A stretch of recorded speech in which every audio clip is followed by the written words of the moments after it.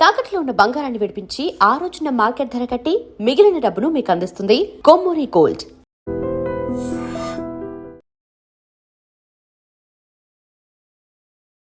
నమస్కారం, welcome to iDream.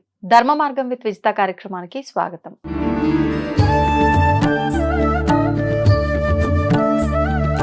ప్రస్తుతం మనతో పాటు ఉన్నారు ప్రముఖ జ్యోతిష్య వాస్తు పండితులు, లలితా ఉపాసకులు నానాజీ పట్నాయక్ గారు. ఇప్పుడు వారితో మాట్లాడదాం. నమస్కారం అండి. శ్రీమాత్రే నమః. మనకి ఈ మాఘమాసంలో వచ్చే సంకష్టహర చతుర్థి అనేది చాలా విశేషమైనది అని చెప్పి, దాని వెనకాల కూడా అంటే పురాణాల్లో ఏదో స్టోరీ కూడా ఉంది అని చెప్పి విన్నాను. ఎందుకు అంత విశేషం ఈ మాఘమాసంలో వచ్చే సంకష్టహర చతుర్థి? దాని గురించి. అంటే మాఘమాసంలో సర్వసాధారణంగా ఏంటంటే నదీ స్నానాలు చేస్తారు, మాఘపాటి ఆదివారాలు చేస్తారు, మాఘమాస పౌర్ణములు చేస్తారు. మాఘమాసంలో పర్టికులర్గా గణపతికి తర్పణము, అభిషేకాలు చాలా ఇదిగా చేస్తారు. అయితే ఎందుకు చేస్తారు అంటే, ఇక్కడ మాఘమాసంలో పర్టికులర్గా అభిషేకం కానీ తర్పణం, గణపతి తర్పణాలు కానీ చేసినప్పుడు ఆయుష్ పెరుగుతుంది. మాఘమాసానికి ఉన్నటువంటి తత్వం ఏంటంటే ఆయుష్ పెరిగేటువంటి, ఆయుష్ని పెంచే తత్వం ఉంటుంది. తర్పణాలు ఇవ్వటం వల్ల, తర్పణాలు చేయడం వల్ల, పితృదేవత తర్పణాలు అనుకోండి, గణపతి తర్పణం అనుకోండి. గణపతికి కూడా తర్పణం వదులుతాం. యాక్చువల్గా తర్పణ ప్రియుడు అంటారు గణపతిని, శివుడు అభిషేక ప్రియుడు అంటూ ఉంటారు. అలా ఈ మాఘమాసంలో ఎవరైతే చంద్రశేఖర అష్టకం చదువుతారో, మన జన్మజాతకంలో అష్టమ స్థానం పాడవుతుందండి. అష్టమ స్థానము, మూడో స్థానము పాడై ఆ మహాదశలు అంతర్దశలు వస్తూ దానికి మరలా మారక బాధక ఫలితాలు అంటారు. అంటే మారక స్థానాలను 2-7 ఫలితాలు కనుక వస్తే మరణం జరుగుతుంది. అయితే ఎవరైనా కొంత పుణ్యం చేసుకుంటే కొంతవరకు హాస్పిటలైజేషన్ అయ్యి మళ్ళీ బయటపడడం, ఇట్లాంటివి జరుగుతాయి. గండం అంటారు దాన్ని. ఆ రకంగా ఎవరికైతే గండకాలం నడుస్తుందో ఈ మాఘమాసంలో చేసేటువంటి ఎటువంటి పూజ అయినా సరే ఆయుష్ని పెంచుతుంది. అందులో సంకష్టహర చతుర్థి ఉన్నప్పుడు సంకష్టహర చతుర్థి చేసుకోవడం వల్ల ఏమవుతుందంటే, పర్టికులర్గా కొంతమందికి నర్వ్ రిలేటెడ్ ఇష్యూస్ వస్తాయి చూసారా, బ్రెయిన్లో క్లాట్ అవ్వడం కానివ్వండి, లేకపోతే ఇంకొంచెం నరాలు ఏదైనా లాగడం కానివ్వండి, నర్వ్స్ క్లాట్ అవ్వడం వల్ల హాస్పిటలైజేషన్ అయ్యారు, పెరాలసిస్ వచ్చింది, ఇట్లాంటివి ఉంటారు చూసారా. గణపతిని ఆరాధించడం వల్ల ఆ క్లాట్స్ పోతాయి. ఎందుకు అంటే మనకి జన్మజాతకంలో ఎవరికైనా క్లాట్స్ ఏర్పడుతున్నాయి అంటే కేతు అండ్ సాటర్న్ కాంబినేషన్ వల్ల. అంటే కేతువు శని బాగోపోతే, శని గాని నీచబడి కేతువు బాగోకుండా, శనికేతు కాంబినేషన్ ఆర్ బుధుడికి సంబంధం వచ్చినప్పుడు వాళ్ళకి ఖచ్చితంగా వాళ్ళ లైఫ్లో ఆ పర్టికులర్ కొన్ని ఇయర్స్ అంటారు, ఆ పర్టికులర్ టైమ్స్లో క్లాట్స్ ఏర్పడము, నర్వ్స్ ఇష్యూస్ రావడం, వాళ్ళకి నర్వ్ రిలేటెడ్ ఇష్యూస్ ఎక్కువగా వస్తాయి వాళ్ళకి. అలాంటప్పుడు మీకు నరాల్లో సన్నటి, మన వెంట్రుక కంటే సన్నగా ఉండే నరాల్లో బ్లడ్ ఫ్లో ఆగిపోతూ ఉంటుంది. దీనివల్ల ఏమవుతుందంటే చాలా మటుకు వాళ్ళకి చాలా అంటే చాలా బాగుంటుంది వాళ్ళ లైఫ్ అనేటువంటిది. అది కేవలం అది ఒక్క దగ్గరే కాదు, వాళ్ళ లైఫ్లో ఇతర కారణాల వల్ల ఆగిపోతుంటాయి. కొన్ని పనులు బ్లాక్ అయిపోయిందండి, ఆ పనులు ఆగిపోవడము, ఒక వివాహం ఆగిపోవడం అనుకోండి, ఒక బిజినెస్ ఆగిపోవడం అనుకోండి, ఇవన్నిటికీ కూడా సంకష్టహర చతుర్థి. అందులో పర్టికులర్గా మాఘమాసంలో చేసేటువంటి తర్పణాలు మరింత బ్రహ్మాండంగా వాళ్ళకి ఫలితాలు ఇస్తాయి. అయితే ఇక్కడ మనం ఎంత నమ్మకంతో చేస్తున్నాము ఈజ్ మోస్ట్ ఇంపార్టెంట్. ఏదో వీడియోలు చెప్పారు మనం చేద్దాము అన్నట్టు కాకుండా కంప్లీట్గా నమ్మి చేయాలి.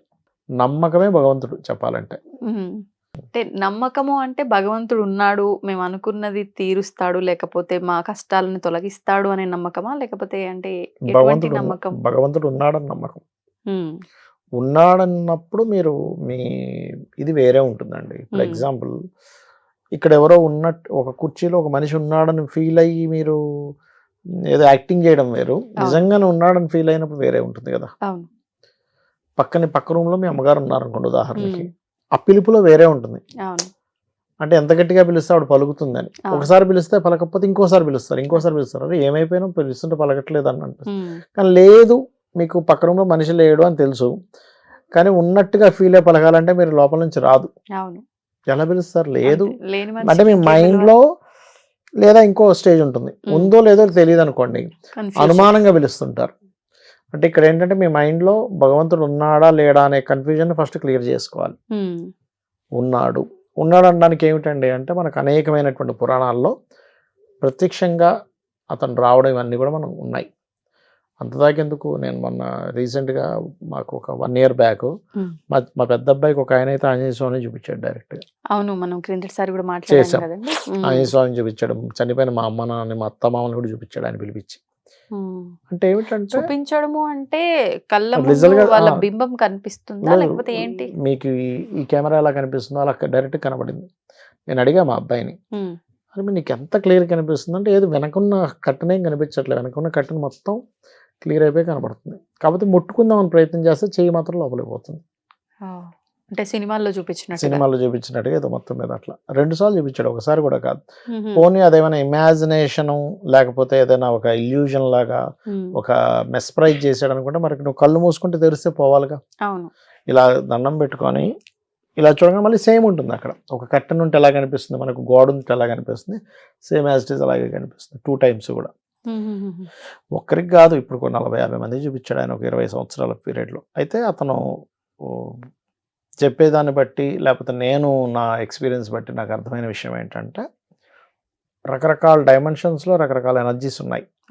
భగవంతుడు అనుకోండి, యక్షులు అనుకోండి, గంధర్వులు అనుకోండి, లేకపోతే పితృదేవతలు అనుకోండి, అప్సరస్సులు అనుకోండి. ఆ డైమెన్షన్ మనకు కనెక్ట్ అయినప్పుడు మన కంటికి కనబడుతుంది. తప్పిస్తే ఇప్పుడు చూడండి, మనం అంతదాకెందుకు, ఎవరైనా ఏదో ఒక మంత్రం తీసుకొని మీరు కనుక తదేకంగా మీరు అదే మంత్రాన్ని కంటిన్యూస్గా చేయగలిగితే దర్శనం జరుగుతుంది ఖచ్చితంగా. కాకపోతే ఎవరు కూడా దర్శనం అవుతుంది అని నమ్మకంతో చేయట్లే. మనకి ఎక్కడ అవుతుందిలే, మనం పాపాత్మలం, అంత సీన్ లేదు, మనం చూస్తే మనం ఉండగలమా, తట్టుకోగలమా, అసలు నిజంగానే కనబడుతుందా, అసలు నిజంగానే ఉంటే కదా కనబడాలి, మనం ఫీల్ అవుతున్నామేమో భగవంతుడు ఉన్నాడని, లేకపోతే ఏదో ఎనర్జీ రూపంలో ఉంది, ఆ ఎనర్జీ భగవంతుడు. కొంతమంది ఏమంటారు, ఏదో ఉందండి, ఏదో శక్తి నడిపిస్తుంది అంటాడు. కానీ 100% మీరు ఏ ఆకారాన్ని అనుకుంటే అది ఖచ్చితంగా 100% కనబడి తీరుతుంది. మీకు తను సిద్ధిస్తుంది. మీరు ఏదైనా అనుకుంటే పని కూడా అవుతుంది. పని చేసి పెడతాయండి దేవతలు. దేవతలు పని చేసి పెడతాయి. మీరు ఒక మంత్రం మీకు సిద్ధించింది అనుకోండి, ఇప్పుడు ఎగ్జాంపుల్ మీరు ఉన్నారు, ఒక మంత్రం సిద్ధింపజేసుకున్నారు, మీకు పలానా ఇబ్బంది ఏదో ఉంది, చెప్పారు అమ్మవారికి, అమ్మాయి ఇట్లా అవుతుంది ఏంటి అని, వెళ్ళి అక్కడ క్లియర్ చేసుకుని వస్తుంది ఖచ్చితంగా దేవతలు. ఇంకా అందులో డౌట్ ఏం లేదు. కాకపోతే మీరు నిష్టగా రోజు అదే పనిగా 3 కాలాల్లో కానీ 2 సార్లు అయినా సరే రోజుకి కనీసం ఒక 10 మాలలైనా తిప్పాలి. కంప్లీట్ నమ్మకంతో ఆ పూజ చేసేటప్పుడు కూడా అక్కడ అమ్మవారు ఉందనే భావంతో మీరు నైవేద్యం పెట్టడం కానీ, పుష్పాలు పెట్టడం కానీ ఉంది. ఇంకా కంప్లీట్ అక్కడ ఉంది. మనకు కనబడేది విగ్రహం కాదు, మనం ఒక ఆకారం మనకు అర్థం అవ్వాలని పెట్టుకున్నాం అని కనుక మీరు ఎప్పుడైతే చేస్తారో ఖచ్చితంగా ఫలితం ఉంటుంది. అలాగే సంకష్టహర చతుర్థి ఎవరైతే నిష్టగా చేస్తారో 100% వాళ్ళ లైఫ్లో ఉన్నటువంటి ఆటంకాలు తొలగిపోవాల్సింది. అందులో డౌట్ లేదు. ఏ విధానంలో చేసినా కూడా మీరు భక్తి ప్రధానం రూపంలో చేస్తారు, పూజ రూపంలో, మీరు అన్నట్టు మంత్ర రూపంలో, మీరు ఎలా చేసినా నమ్మకం ముఖ్యం అంటున్నా నేను.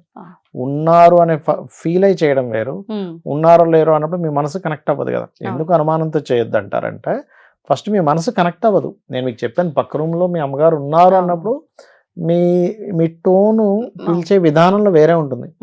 ఉన్నారో లేరో అన్నప్పుడు మీ పిలిచే విధానంలో వేరే ఉంటుంది. అంటే పరిస్థితులను బట్టి ఇంకా మనం ఎలా అయితే మాట్లాడతామో, అంటే మీ మనసు, మీ ఆలోచన, లేకపోతే మీ నమ్మకం ఎంతవరకు కనెక్ట్ అయిందనే దాని మీద దేవత అనుగ్రహం ఉంటుంది. మీ భక్తి, ప్రధానంగా భక్తి. భక్తి లేకుండా మీరు బాహ్యంగా ఎన్ని చేసినా అది ఏమీ ఫలించదు. అంటే కొంతమంది చెప్పింది ఏంటంటే, సంకష్టహర చతుర్థి ఒక్కసారి కనుక మనం స్టార్ట్ చేస్తే, అది మనం ఏ రకంగా స్టార్ట్ చేసినా ఖచ్చితంగా కొన్ని వారాలు, వారాలు కాదు, కొన్ని టైమ్స్ ఖచ్చితంగా చెయ్యాలి అని చెప్పి అంటూ ఉంటారు. ఇది వాస్తవమేనా? అంటే 21 సార్లా, 9 సార్లా అట్లా అని చెప్పి ఒక సంకల్పం పెట్టుకోవాలండి. సంకల్పం చెప్పుకొని చేసుకోవచ్చు. కాకపోతే మీరు ఎన్ని ఎక్కువ సార్లు చేస్తే మీరు అంత మోక్షానికి దగ్గర అవుతుంటారు. అంటే జన్మరాహిత్యం జరుగుతుంటుంది అది. అంతేగాని ఇన్నిసార్లు చేస్తేనే భగవంతుడు మెచ్చుకుంటాడు, ఇన్నిసార్లు చేస్తే మెచ్చుకోవడం ఏం లేదు. మీకోసం చేసుకుంటున్నారు, ఆయనకేం పోయింది ఎన్నిసార్లు చేస్తారు అట్లా. ధన్యవాదాలండి. శ్రీమాత్రే నమః. తవ్వండి, తవ్వుతున్న శివలింగం సరే, దాన్ని అట్లా కప్పేసేయండి, చూపించదండి. Krishna is there. మూర్తి పూజ కాదు, సాక్షాత్ బ్రజేంద్ర నందన భగవాన్ ఉన్నారు మూర్తిలో. ఏమీ ఆశించకుండా ఆరాధించే వాళ్ళు కూడా ఉన్నారా ప్రభుజీ? నిజమైన భక్తి అంటే మనకు తెలియదు కాబట్టి